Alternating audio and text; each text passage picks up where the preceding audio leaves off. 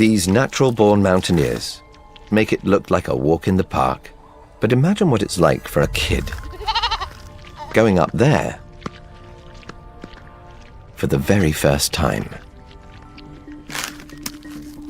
He has no choice but to follow his mother. A fall would mean certain death. But step by step, he discovers he has an amazing grip. The higher he goes, the more vertical the face. Now his survival depends on his innate superpower. Soft, rubbery soles mold around even the tiniest ridges, locking them inside the hard edge of the hoof. He balances every step on a knife edge. It's exhausting work for one so young. Just in time, his mother notices.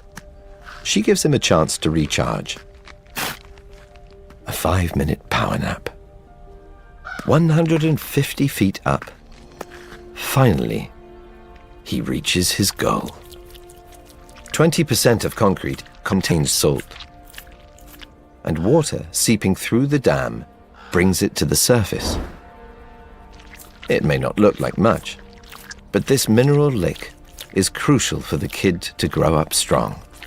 Muscles and nerves replenished, his epic ascent is complete.